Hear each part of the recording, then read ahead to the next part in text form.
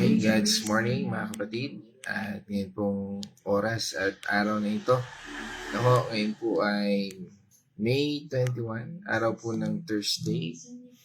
At ngayon pong taon na 2026. Tayo po ay muli ay tutungod dito sa ating daily devotion. Sa ating God's morning.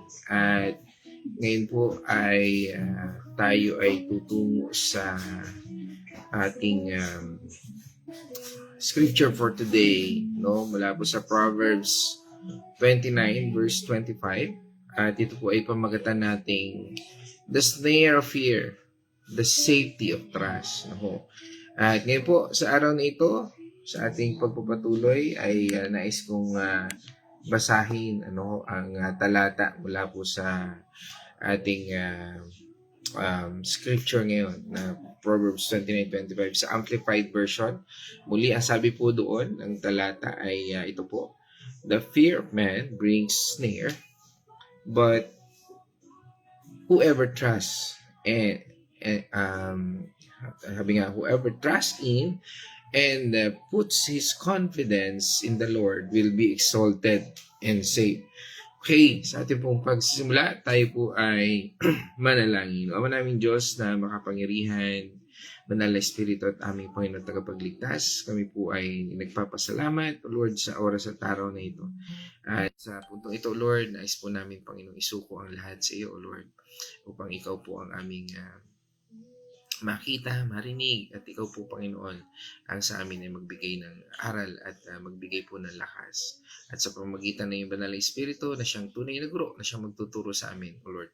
Speak to my vocal cords, none of me and all of you. In this I pray, in the name of our Lord Jesus Christ.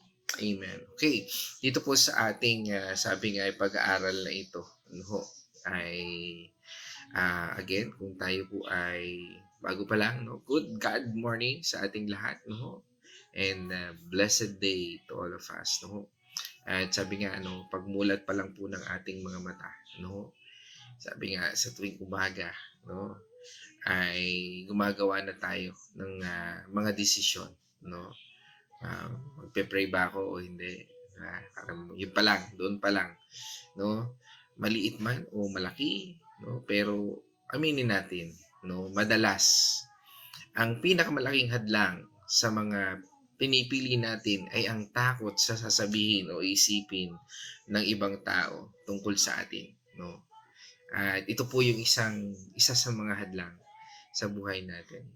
Sino ba sa atin ang hindi nakakaranas na ito,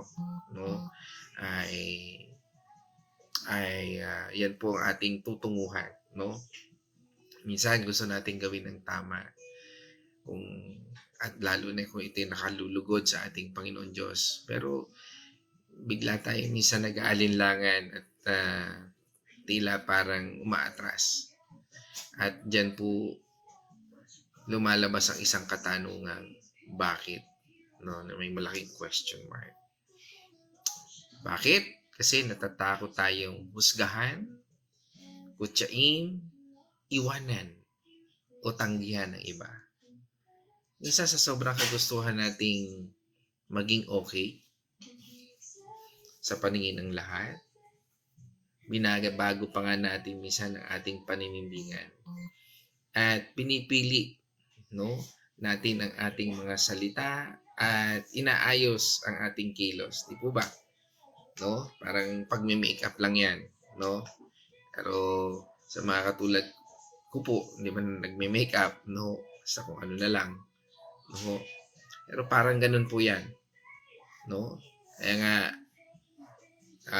minsan, in realization in our life, minsan mas pinipili natin, kaya sasabihin ni ganito, kaya ang makikita sa akin, At minsan nalilimutan natin na tanungin, ano nga ba yung sinasabi ng Word of God?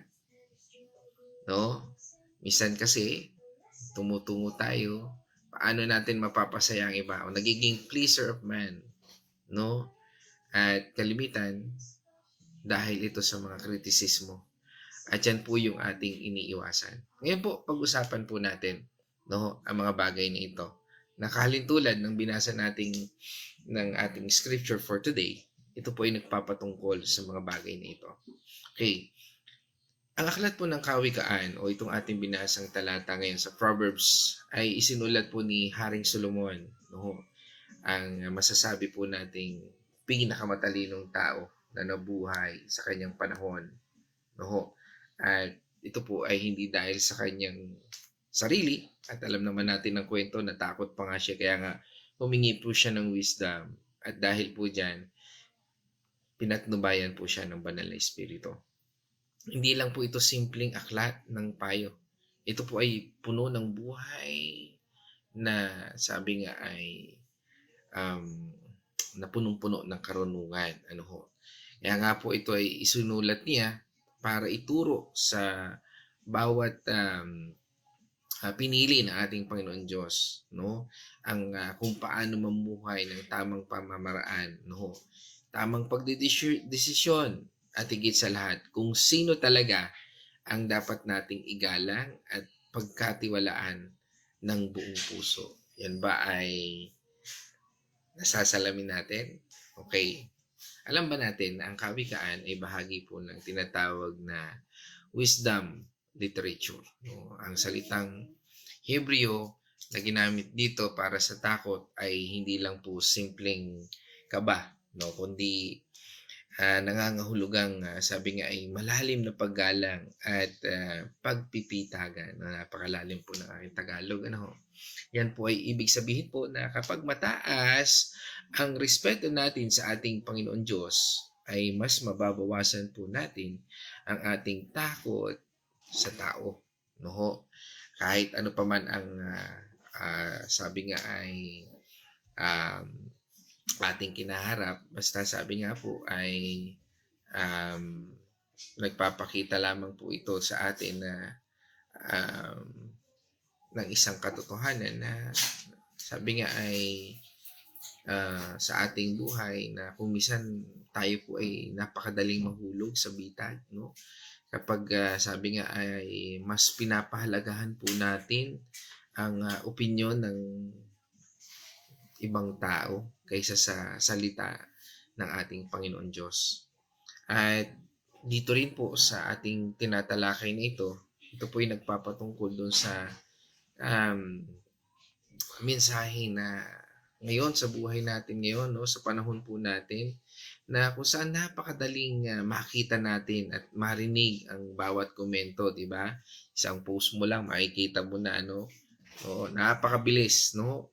Lalo na ngayon, ang daming, minsan nakakatawa, minsan may mga bagay, no? Mga meme, no? Na talagang, mga AI na videos, mamamangha kayo, no? Kung paano nila nagagawa. Anyway, so, sa panahon na ito ngayon is wala nang imposible. Kaya nga po, madaling magkomento. Kaya nga, pero ano nga ba talaga, no? Makikita po natin yan no, sa buhay natin ito, saan man tayo naroon, social media, sa trabaho natin, o kung tayo estudyante pa lang sa paaralan, no? At dahil dito, mas lalong tumitindi po ang pagdanais nating magustuhan tayo na tanggapin ng karamihan. At madalas, nagiging basehan po natin ang ating halaga ay kung ano ang sasabihin ng iba. Sa halip na tingnan muna natin kung ano ang sinasabi ng Word of God tungkol sa atin. Ano nga ba sinasabi sa atin ng ating Panginoon? At ito po yung hamon. Hamon noon sa pamamagitan ng salita ng Diyos, at naway matuklasan din po natin ang katotohanang magpapalaya po sa atin. At ang aral na ito po ay may dalawang bahagi. Ang una po ay, ang sabi nga sa binasa natin dito, at ito po ay patutungkulan natin ang dalawang bahagi na narito. Ang bitag ng takot, no? Bakit nga po ba kailangan natin yan maintindihan? At ang ikalawa po ay ang kaligtasan ng pagtitiwala. No? Dalawang bagay, no? Na sabi nga ay na magbibigay sa atin ng tunay na kalayaan, no, at kapayapaan, no, na nakabatay kung sino ating Diyos Ama Diyos Anak at ang banal na Espiritu. Okay. Doon po sa unang part, no, sabi doon ng ating text is the fear of man brings a snare. No, sa Tagalog po niyan ay ang pagkatakot sa tao ay nagdadala ng bitag. No, that is the snare, bitag. No, alam naman natin yung bitag. Ano ho, ayaw natin yan. Ano nga ba talaga ang ibig sabihin ng takot sa tao? Ito po ay hindi lang simpleng takot na saktan tayo ng iba o sinumang tao, no? Ayon po sa Biblia, ito po ay ang paglalagay sa mga tao sa pwesto ng ating Panginoon Diyos sa ating mga puso. Kapag mas takot tayo doon sa sasabihin ng tao kaysa sa sasabihin ng Diyos sa atin, yan po yon na sinasabi ditong takot. Ibig sabihin, mas inuuna natin ang opinyon at kagustuhan ng iba kaysa sa kalooban ng ating Diyos, our Lord Almighty. Nangyayari po ito kapag ang pagtanggap mula sa tao ay nagiging mas mahalaga sa ating sa ating buhay kaysa sa pagtanggap mula sa ating hari ng mga hari. Parang mas binibigyan po natin ng importansya. Halimbawa ay alam natin na meron tayong tungkulin sa ating Panginoon, mas binibigyan natin ng priority yung mga bagay na wala namang katuturan. Minsan nagiging pastime na lang si Lord. Parang minsan may mga bagay sa buhay natin na dati naman hindi mo nagagawa yung ganyan, pero dahil sa minsan mas priority mo na yung kahalagahan ng mga tao kaysa sa Lord.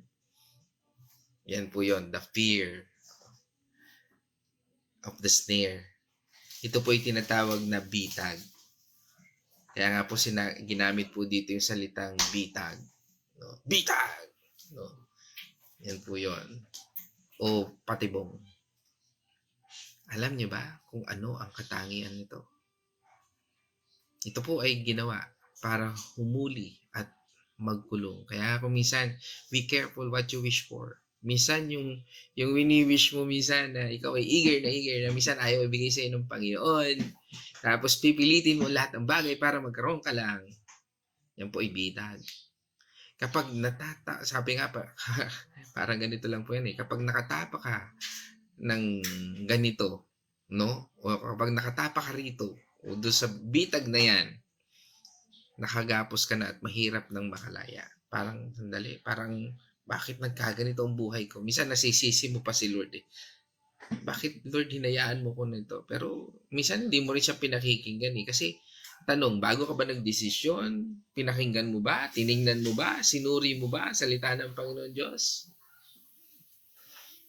At dito po, ang salitang Hebrew ng bitag ay mokesh. Sabihin natin, mokesh. Ibig sabihin po niyan, ito ay tumutukoy sa patibong na nakatago at mukhang ligtas. Yung para bang mukhang ligtas, kaya nga patibong Pero kapag nakaposisyon ka na, bigla itong sasara at hindi ka na makatatakas.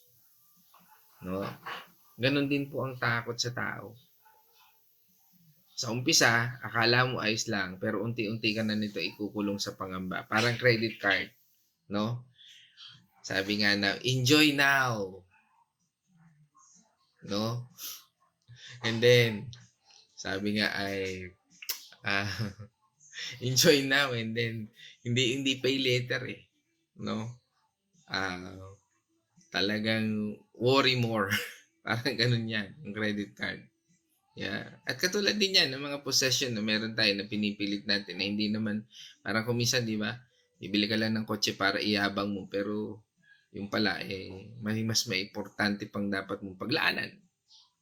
O bibili ka ng isang bagay na material, o cellphone, o ano mang bagay, pero di mo naman talaga tunay na kailangan. Parang gusto mo lang magyabang. Meron ka nun. Merong pag magbabayad na, doon na. Mga mahal ko kapatid, ang snare na ito na sinasabi dito, ito po mismo ay nangyayari kapag namumuhay tayo sa takot sa ibang tao. Una, tingnan po natin yan. Suriin po natin kung tayo po ay minsan ay napapunta o nandito sa ganitong sitwasyon.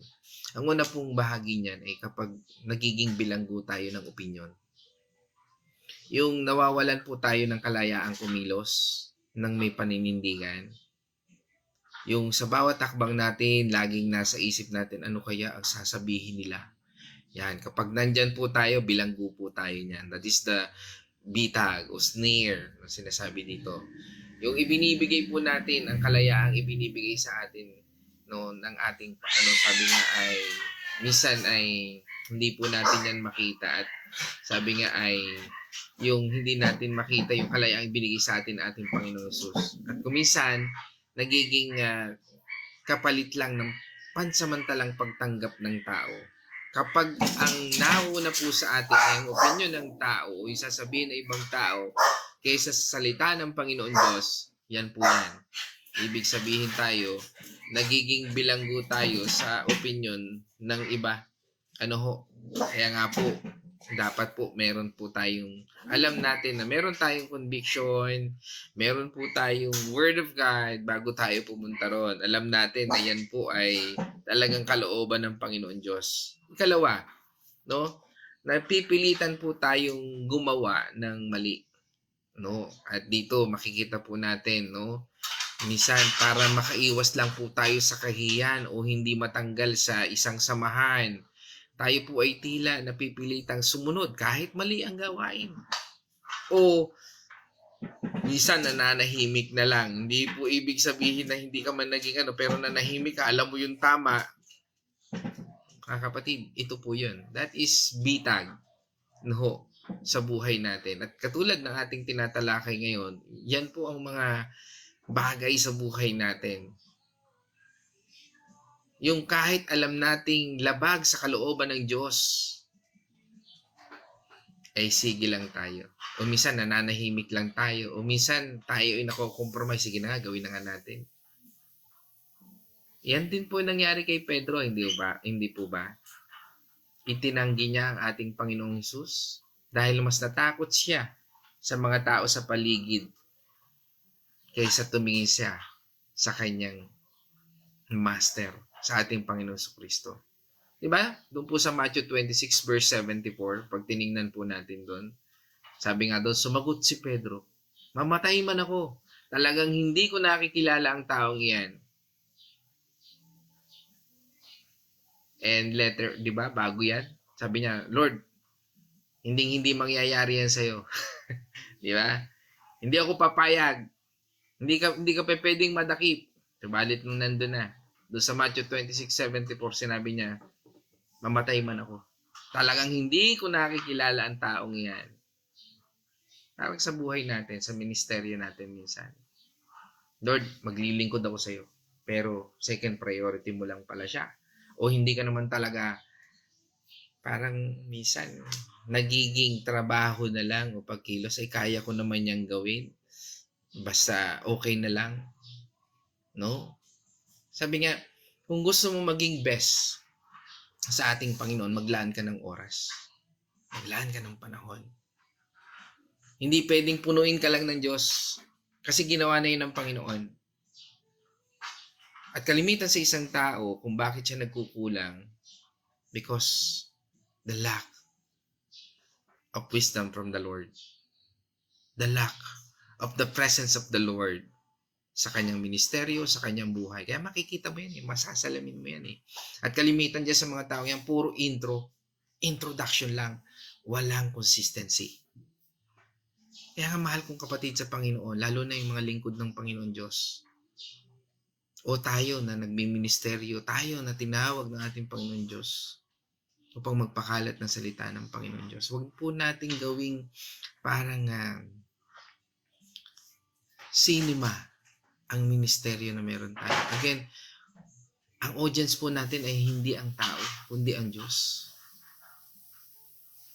Kaya kung parang performance-based lang ang ginagawa natin, lalo na sa ministeryo meron tayo, mga kapatid, mga mahal kong kapatid, ito po yung sinasabi ng ating talata.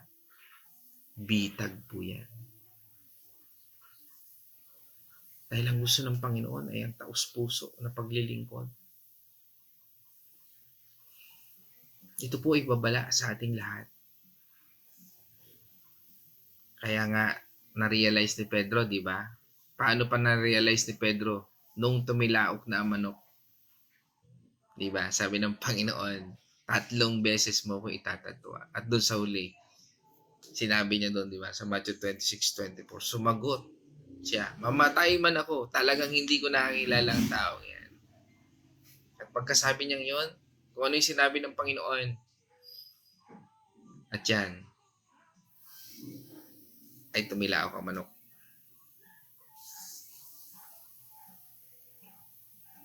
Ito po ay labag sa ating Panginoon Diyos. Ayon po sa pag-aaral o sa pananaw ng theology, no, ang takot sa tao ay isang uri ng pagsamba sa Diyos-Diyosan. Kapag tayo ay nakabase lang sa mga tao, yan po ay idolatry. Tanda natin, anumang ministeryo na inilagay sa atin ng Panginoon Diyos, sure yun. Kailangan gawin lang natin yung best para sa Kanya. Hindi best para doon sa mga taong yan. Bakit? Dahil nagbibigay tayo sa tao ng kapangyarihan para minsan gawin natin silang Diyos. Imbis na ang totoong Diyos ang mapapurihan sa ating buhay. Dahil ang Diyos at papuri ay para lang sa ating Panginoon Diyos. Kapag po pag-aralan namin yan sa Exodus chapter 15. At hindi ko na ho yan may expound dito sa ating mensahe. Pero mahalaga po yung sinasabi doon. The first worship, the first praise and worship na nangyari sa history ng Biblia ay yung panahon na yun, ang paglaya ng at pag-awit ni Moses at ni Miriam at ng mga Israelita dahil sa pagkahati ng dagat. At sa katulad po ng ating pag-aaral na ito, no, ay mahalaga po, no, na bigyan po natin ng nararapat na papuri ang ating Panginoon Diyos. Nararapat na paggalang, nararapat na pagsamba. Dahil siya po ang may hawak ng lahat, even kahit na ang ating buhay. Na kapag mas mahalaga sa atin ang tao kaysa sa ating, sabi nga ating Panginoon Diyos, sa ating Heavenly Father, mahal kong kapatid, husa tayong pumapasok sa bitag na yan. Kaya kung tayo po ay mabubuhay lang sa tayo para pasayahin ang tao, hindi po tayo magiging sapat. Kahit anong gawin natin, laging may kontra o may masasabi. Parang namumuhay ka lang, parang inilagay mo yung mundo na yun, ang mundo ng tao, kaysa sa mundo ng Diyos sa buhay mo. Dahil ang takot sa tao ay nagdadala lang ng pabigat at pangamba. Ito po ang katotohanan. Kapag hinayaan nating kontrolin ng tao ang ating damdamin at desisyon, hawak din po nila ang kapayapaang nagmumula sa banal na espiritu. Huwag po nating bigyan ng mga taong ito ng ganyang kapangyarihan sa ating buhay.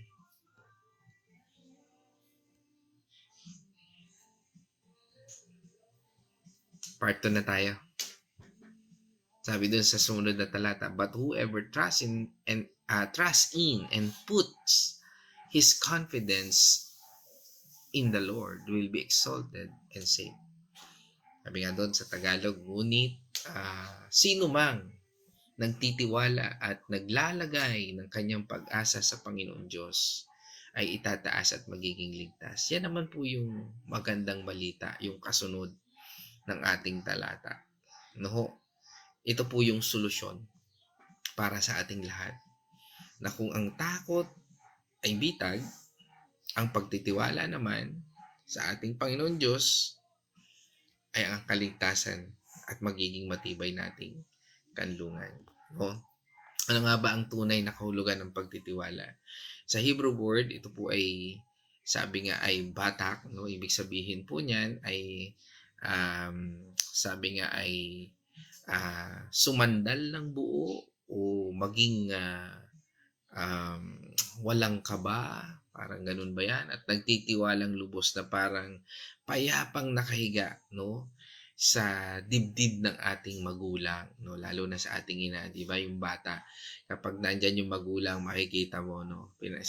Parang pinapakita niya, hindi mo ako pwedeng biru-biruin, nandito ang aking tatay, nandito ang aking nanay. Parang ganun po yan, no? Yan po yung yun po yung sinasabi dyan. Na ibig sabihin na kapag ginamit ito, ibig sabihin ay alam mong ligtas tayo dahil hawak tayo ng ating Panginoon Diyos. Kaya nga po, hindi pa ito yung pagsabing minsan kasi, no, basta naniniwala ako, okay na yan. Hindi po yung gano'n. Higit pa po yan dyan, no? Na kapag naniwala tayo sa ating Panginoon Diyos, parang minsan, okay na yan, basta yun. Basta naniwala ka lang. Ito po yung sinasabing pag-aalay ng ating buhay, kinabukasan, at reputasyon. Yan po yun. Kapag tayo ay totoong, sabi nga ay nagtitiwala sa Panginoon, yan po yun. Kasama po yan yung ating buhay, kinabukasan, at yung reputasyon natin. Kung tayo ay sabihan ng taong yan, basta alam mong naglilingkod ka sa Panginoon Diyos at nagmamahal ka ng katulad ng ating Panginoong Hesus, ano pa man nasabihin ng mga taong yan sa buhay natin. Ibig sabihin, buo at walang pag-aalinlangan ang ating paglilingkod sa kamay ng ating Diyos, our Jehovah Jireh o Jireh, no? Sabihin, iba kasi Jireh, sabi nga, pagbasa po dyan no, o Jireh, no? No, may isa kanta nung ng Yahweh, Arapa, Elohim, Jireh, yung po mga kanta, ibang pronunciation man ang ginagamit dyan. Ibig sabihin, God will always provide, no? Ibig sabihin, kahit ano pa po ang sabihin ng tao, basta kalugod-lugod sa mata ng ating Diyos, magiging panatag tayo. Bakit po? Kasi nga po, kung tayo po ay laging nagbababad sa salita ng Panginoon Diyos, nalalaman natin yung hindi at totoo na sinasabi ng Panginoon. Madali po nating na-identify kung totoo o hindi yung tao. And even us, sa sarili natin. Totoo ba tayo sa sarili natin? Totoo ba tayo sa ating paglilingkod? O kunwa-kunwarian lamang? Parang bahay-bahayan, parang naglalaro ka lang sa buhay. Pero kung talagang ikaw ay nagbababad sa salita ng Panginoon Diyos, nagiging totoo yung buhay mo. Hindi ka nababalot ng pagbabalat kayo.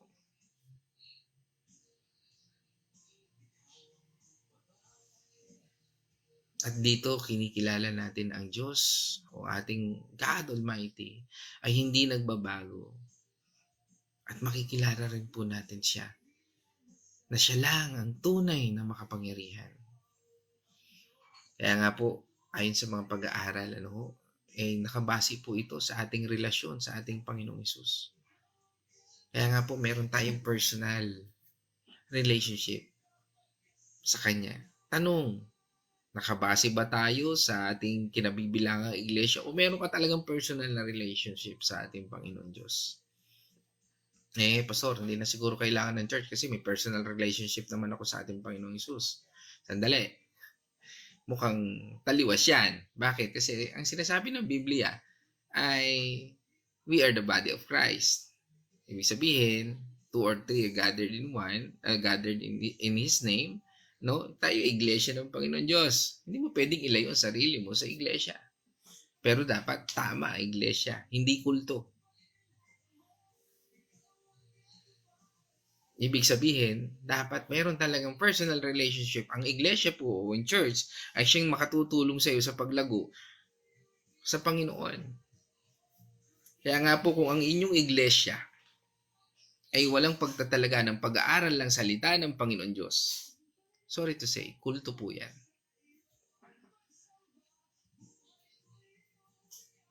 Kung hindi po tayo natuturuan, nagagabayan sa paglakad ayon sa salita ng Panginoon Diyos, parang okay, tatalon, sasamba ka lang, ayos na, church na yon, that is wrong.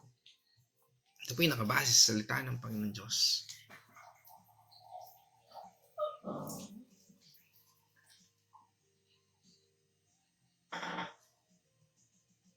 Minsan nga may kilala ko no? Hindi naman natin kailangan sa uloy ng Biblia.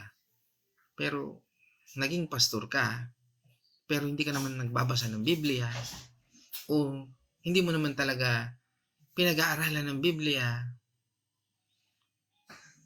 ano ang may papakain mo sa tupa? That is the question. Hindi kailangan mo napakagaling.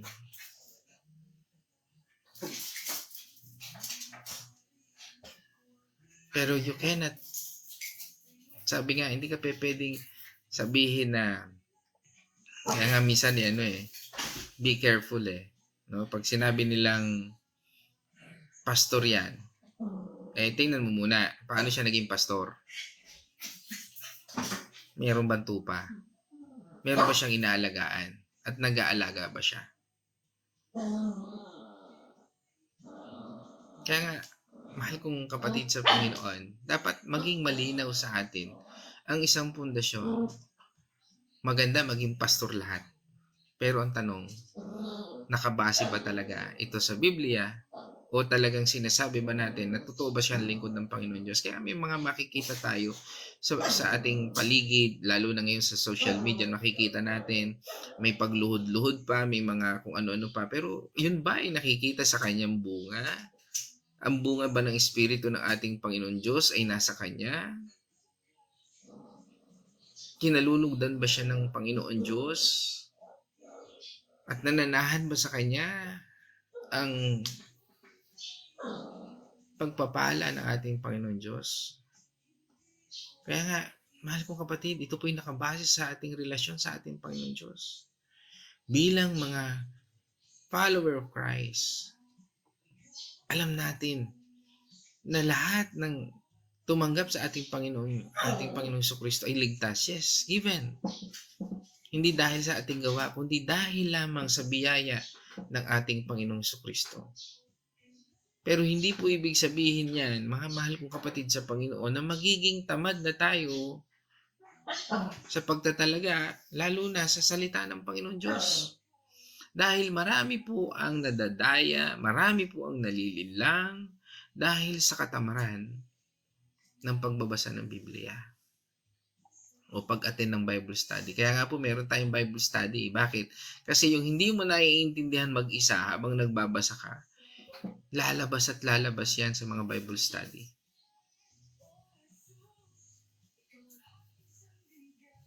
Kaya nga, hindi naman kailangan po na tayo ay maging magaling.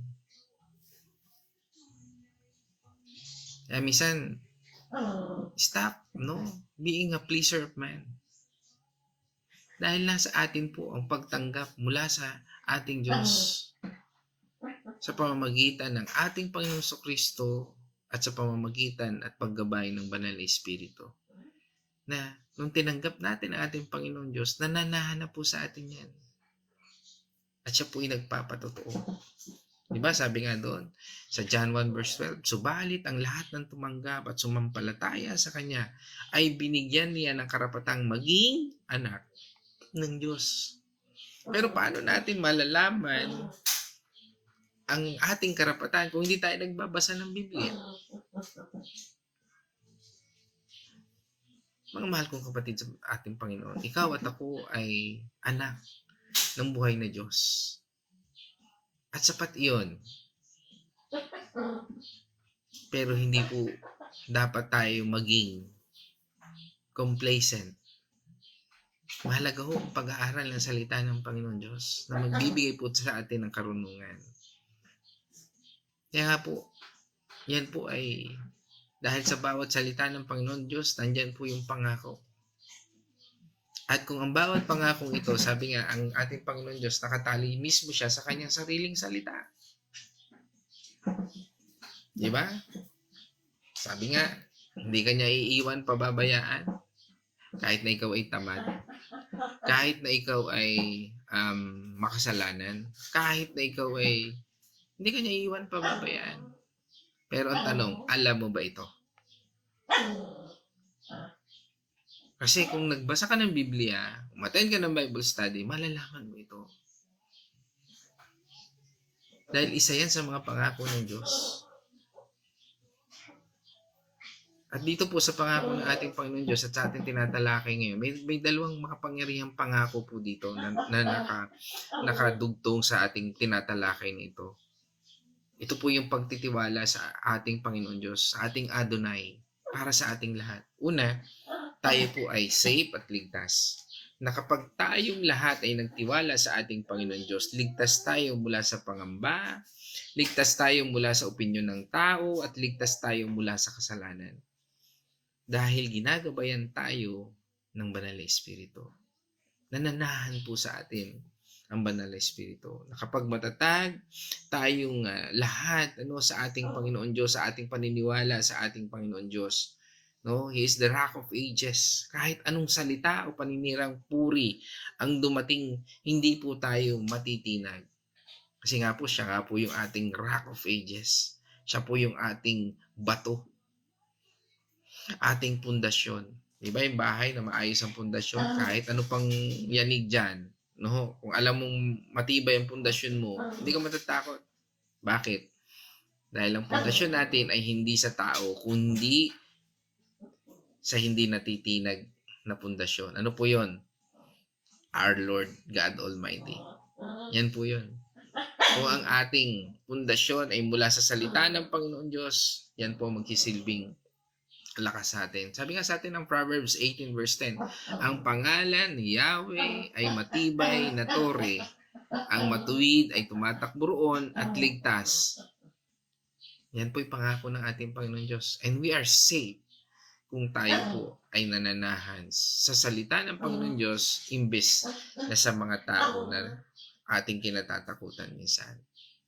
Ikalawa, exalted. Itataas po tayo ng Panginoon Diyos.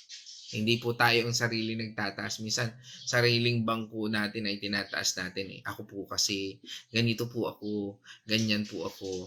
Hayaan natin na makita ng tao kung ano yung buhay natin. Hindi natin kailangan ipagyabang ang sarili natin. Kasi una, hindi naman kayabang-yabang ang buhay natin. Sa totoo lang. At nagiging maganda lang ang buhay natin kasi yan po ay pinaganda ng Diyos. Inayos ng Diyos. From nothing to something, sabi nga, di ba? At ito'y napakagandang pangako. At itong pangakong ito po ay mula sa throne of grace. Kapag ang tayong lahat po ay pinili nating sundin ang will of God o yung kanyang kalooban kaysa sa gusto ng tao, at kapag nanatili tayong tapat kahit mahirap o walang nakapapansin, no? God Himself, mismo siya ang magtataas sa ating lahat. Kaya nga po sa sitwasyon natin, hindi kailanman babaguhin ng Panginoon Diyos. Lord, alisin mo po itong ang aking pinagdaraanan ngayon. Bakit? Kasi pinuproseso ka ng Diyos eh. Kaya nga kung minsan, Lord, huwag mo pong hayaan. Instead na sabihin natin na wag po ninyong hayaan, Panginoon. Sabihin mo, Lord, bigyan mo ako ng katatagan. Bigyan mo ako ng lakas. Bigyan mo ako, Panginoon, ng pag-unawa upang maunawaan ko, Panginoon, ang pangyayaring ito. Dahil naniniwala ako, Panginoon Diyos, na hindi mo ako iiwan at pababayaan. Kasi parang pag hinahayaan natin na sabihin natin, Lord, alisin mo ito. Parang hinayaan mo na rin na gawin ng Panginoon Diyos yung proseso niya sa buhay mo. Minsan, di ba, nanalangin ka, Lord, susunod ako sa iyo. Pero pag nandiyan na yung problema, Lord, ang hirap naman. Para bang hindi ko na kaya. mga kapatid, hindi kailangan ipagmalaki natin ang sarili natin para makilala. Ang Lord of Hosts ang bahala sa atin. Kung ang pangyayari sa buhay natin ay tinakda ng Panginoon Diyos, meaning to say, may plano siya at kailangan nating harapin. Ang karangalan mula sa tao ay panandalian lang. Pero ang karangalan mula sa ating Panginoon Diyos, our King of Glory, ay matibay, dalisay, at walang hanggan. Ito po ang pinakamahalagang aral sa buhay natin. Hindi tayo malaya kapag sinusubukan nating pasayahin ang lahat ng tao sa ating paligid. Tunay po tayo magiging malaya kapag sumunod tayo sa kalooban ng Diyos. Yan ang tunay na kalayaan. Kung alam mong pinagagawa sa iyo ng Panginoon Diyos yan, gawin mo yan nang walang takot at pangamba. Kapag tayong lahat ay nakatuon o ating paningin ay nasa ating Panginoong Hesus, lumiliit po ang takot natin sa tao o sa ating sitwasyon o sa ating problema. Kapag alam natin kung sino tayo sa harapan ng ating Panginoon Diyos, kahit ano pang sabihin ng iba, hindi tayo matitinag. Dahil alam natin tayo ay tinatakan ng banal na Espiritu. At yan ay kanyang pangako sa atin. Hindi tayo nagbabase sa kung ano ang hindi natin kaya, kundi nagbabase tayo sa kung ano ang kaya niyang gawin sa buhay natin. Huwag po natin siyang limitahan, mga mahal kong kapatid sa Panginoon. Huwag po natin siyang limitahan sa ating buhay. Kaya nga bilang mananampalataya, narito po ang ilang mga katotohanan na dapat po nating dalhin at isabuhay ngayong araw na ito. Una, ang takot sa tao ay kaaway ng pananampalataya. Ulitin ko po, ang takot sa tao ay kaaway ng pananampalataya.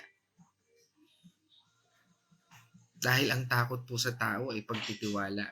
Sabi nga po ay kapag po tayo ay nagtitiwala sa tao, pagtitiwala yan sa mga material na bagay. Pero pag nagtiwala tayo sa Panginoon Diyos, ay sabi nga po ay makakamtan natin ang kapayapaan ng Diyos. Hindi po pwede kasi magsama yan.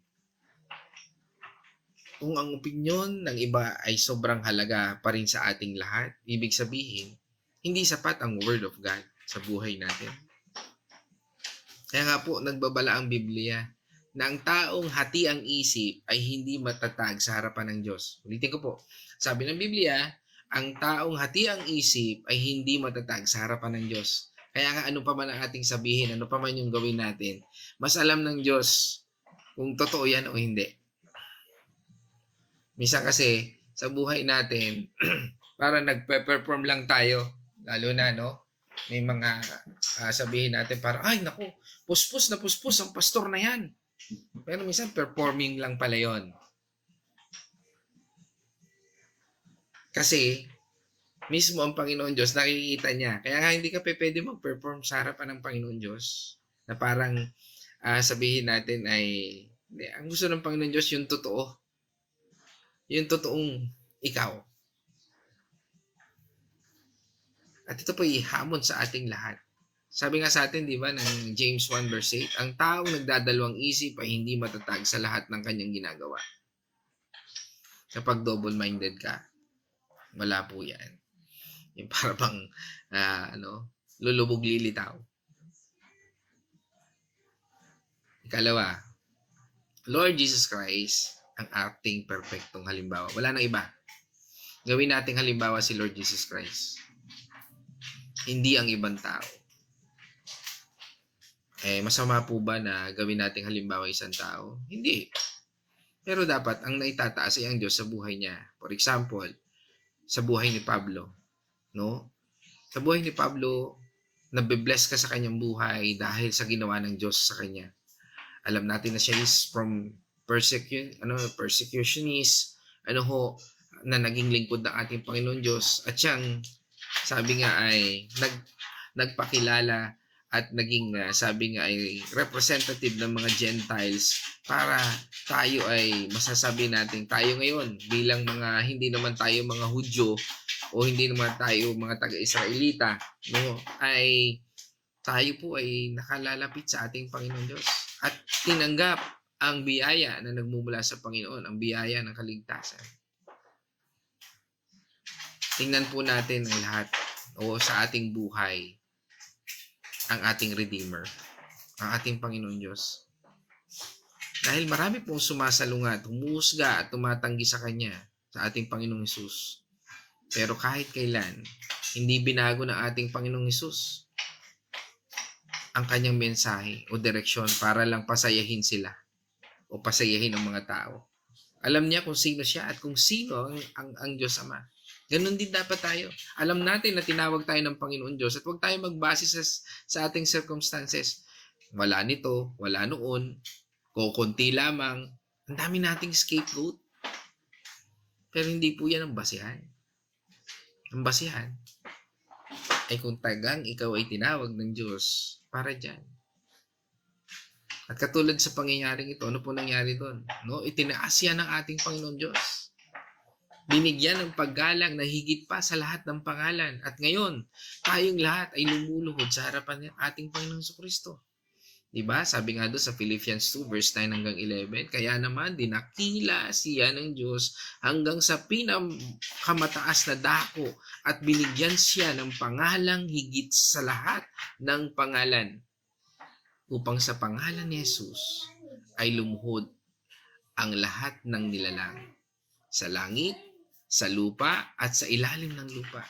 Imagine niyo yan, ano? At lahat ng sabi nga ay magpapahayag na sa ang ating Panginoong Jesucristo ay Panginoon sa ikararangal ng Diyos Ama. Makita po natin yon. At yan po ang tunay na kalayaan. At yan ang gagawin natin point number 3.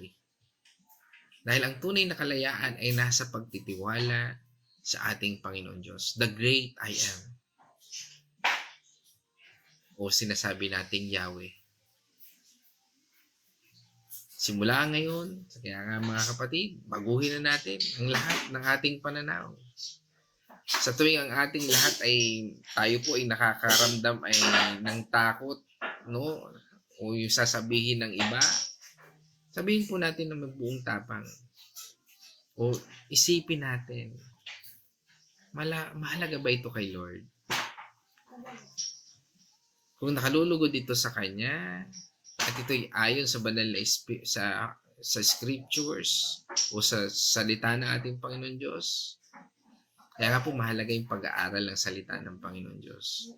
Kaya nga ako lagi ko pong paulit-ulit yan sa sinasabi. Kung ikaw ay hindi nag-aaral ng salita ng Panginoon Diyos, umaating ka lang tuwing linggo. Sorry to say, kulang yan. Huwag mong hayaan, huwag mong sabihin magiging matatag ka. Dahil mahalaga po ang bawat pag-aaral ng salita ng Panginoon Diyos. Especially nowadays, napakadaming distraction, napakadaming mahalaga po yan. At kapag ginawa natin ito, unti-unti natin, sabi nga ay unti-unting mawawala ang takot sa buhay natin at mapapalitan ito ng kapayapaan at katapangan na nagmumula sa Prince of Peace. Dahil tandaan po natin, kung tayo ay nananahan sa salita ng Panginoon Diyos, sabi nga, magkakaroon tayo ng direksyon, lakas, patnubay, gabay, lahat. At makikita natin ang kamanghamanghang gawa ng ating Panginoon Diyos. Kaya nga, sa aking pagtatapos mga kapatid, kapag kinatatakutan natin ang ating Panginoon Diyos, our God Almighty, malaya na tayo mula sa takot sa tao. Malaya na tayo mula sa takot sa ating mga circumstances at situation.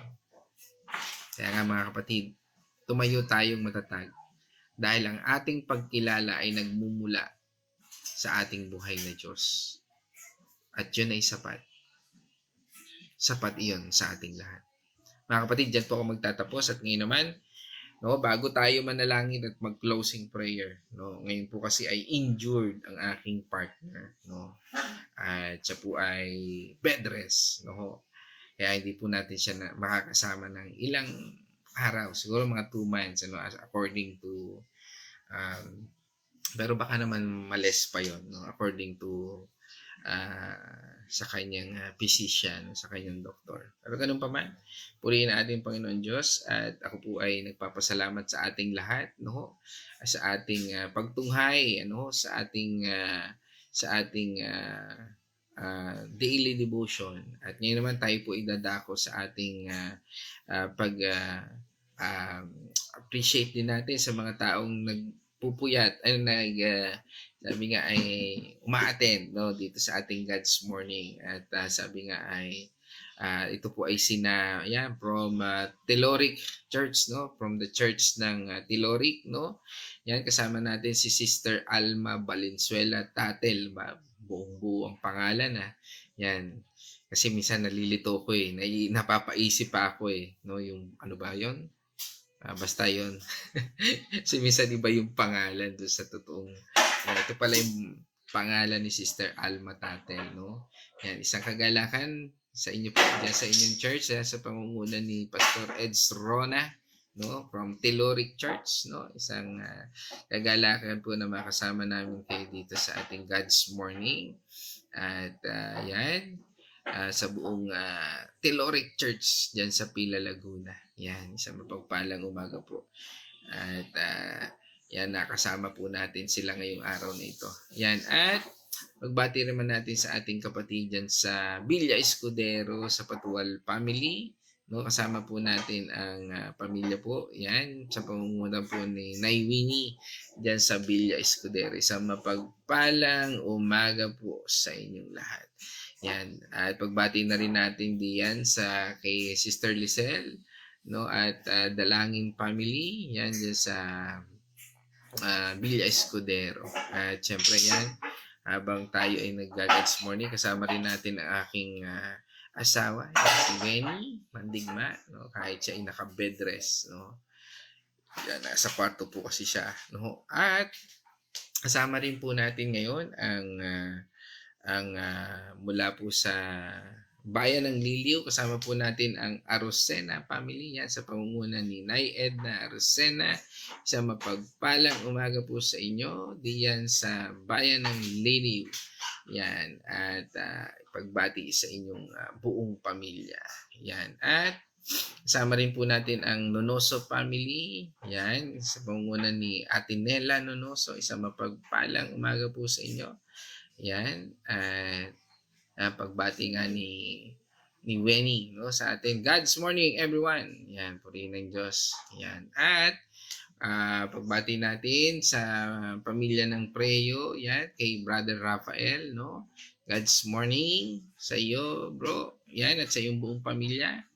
Yan, at sa iyong yan.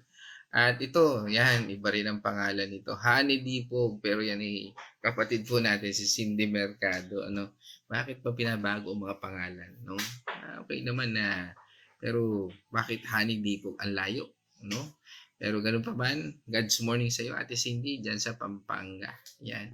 Okay, at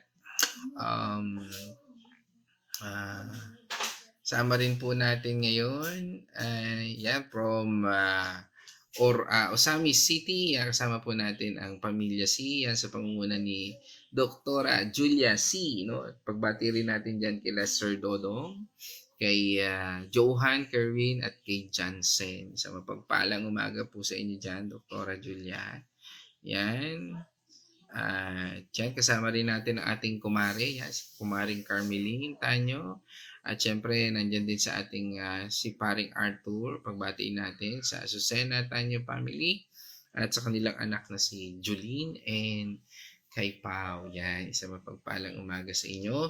At syempre, pagbati na rin sa aking inaanak kay Tyron, sa aming inaanak na si Tyron at si Janessa, dyan sa Barangay Concepcion, Carmelite Road.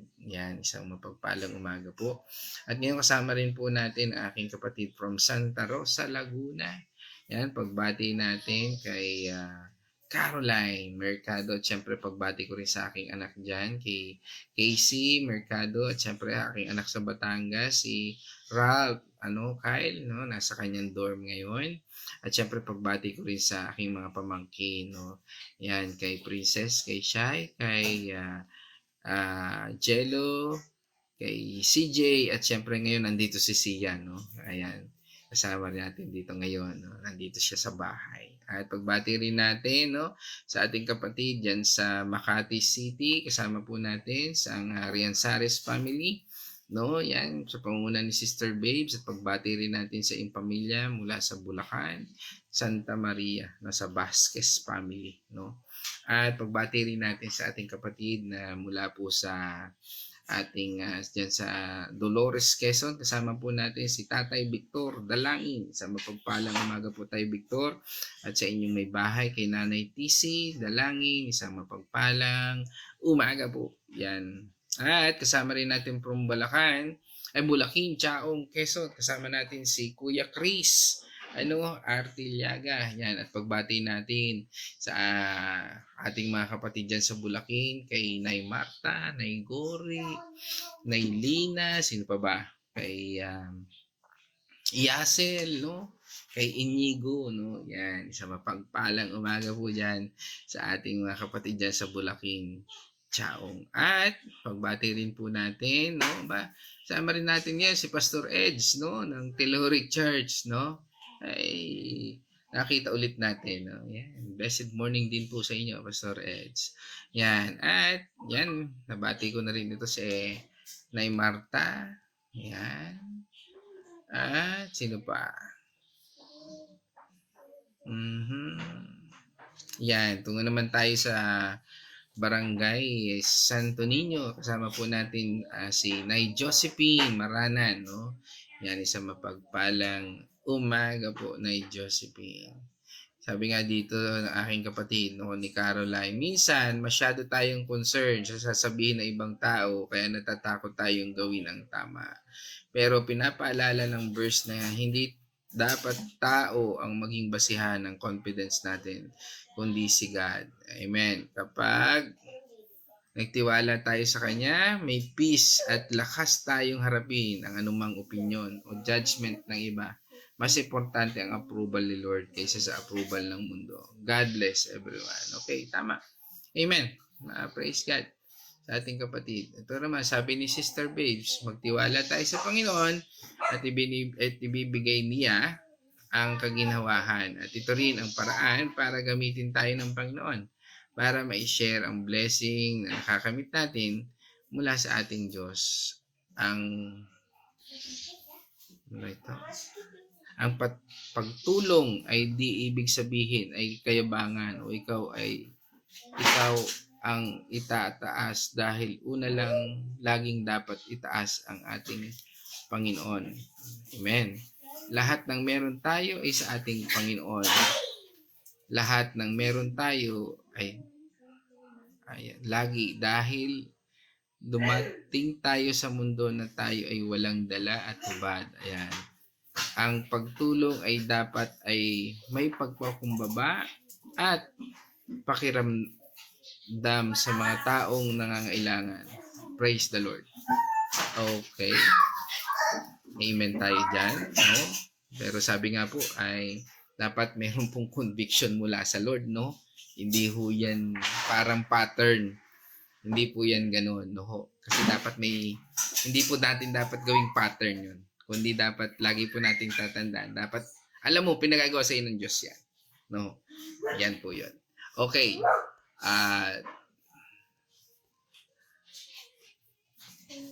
Yan, that's all. Wala na po yata, Yan. At ngayon po, tayo po ay magtatapos.